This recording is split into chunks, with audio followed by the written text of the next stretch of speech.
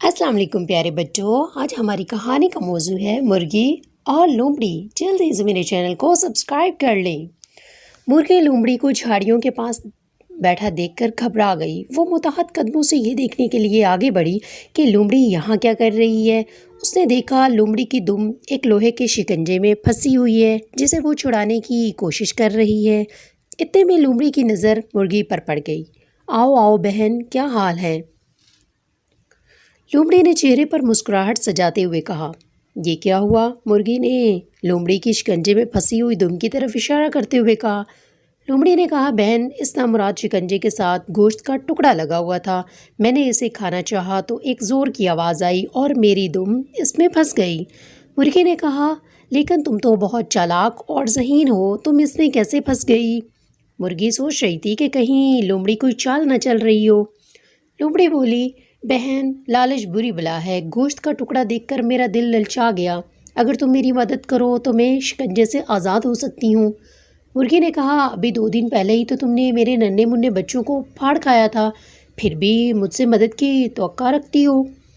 लोमड़ी ने कहा, बहन, मुझसे गलती हो गई, मैं तुमसे माफ़ी मांगती हूँ। देखो, मेरा तुम पर एक एहसान भी तो है। एहसान? कैसा एहसान? मुर्गी ने हैरत से कहा।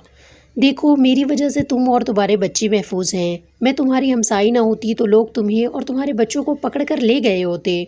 लोमड़ी की बात सुनकर मुर्गी सोच में पड़ गई कि लोमड़ी की मदद करे कि ना करे। मुर्गी को सोच में डूबा देखकर लोमड़ी चालाकी से बोली, बहन, क्या सोच रही हो? देर न करो वरना शिकारी आ जाएगा। मेरी तो जान जाएगी। मेरे साथ तुम और तुम्हारे बच्चे भी बच ना सकेंगे। मुर्गी लोमड़ी की चाल में आ गई और वो उसके पास चली आई और गौर से उसकी फंसी दुम को देखने लगी। उसने लोहे के शिकंजे को अपनी चोंच से ठोंके मारी और पंजे से ऊपर किया। फिर देखा तो ये बहुत ही मजबूत है, मैं इसे कैसे खोल सकती हूँ? लोमड़ी सर घुमाकर बोली, लो, मैं भी अपने पंजे से जोर लगाती हूँ। दोनों ने मिलकर जोर लगाया और शिकंजे का ऊपरी हिस्सा ऊपर आ उठा।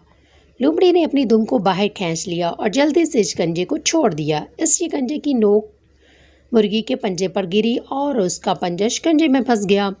लोमड़ी ने अपनी दुम को झाड़ा, सहलाया और उसकी दुम के बहुत सारे बाल उखड़ गए थे। वो अपनी जख्मी दुम उठाए जंगल की तरफ चल पड़ी।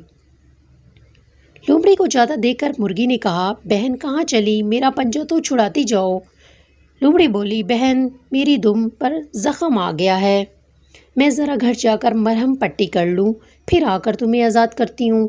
ये कहकर लोमड़ी जंगल की तरफ बढ़ गई। उसका रुख मुर्गी के घर की तरफ था, जहाँ मुर्गी के बच्चे अकेले थे। वो ख्यालों में ही उनके मज़ेदार गोश्त के चटखारे लेती तालाब के किनारे पहुँची और फिर जैसे ही उसने मुर्गी के घर में दाखिल होना चाहा, एक काली बला इस पर चिपटी। इससे पहले कि वो कुछ समझती, उसे ज़ोर का एक धमाका हुआ लगा। वो उड़कर दूर जा गिरी। इसी वक्त उसने रीछ को देखा। मुर्गी के घर से बाहर निकलकर अपनी तरफ आते देखकर तो लोमड़ी दम दबाकर वहाँ से भाग गई। मुर्गी भैया रीछ को अपने घर और बच्चों की हिफाजत का कहकर गई थी। भैया रीछ मुर्गी को ढूंढने निकला।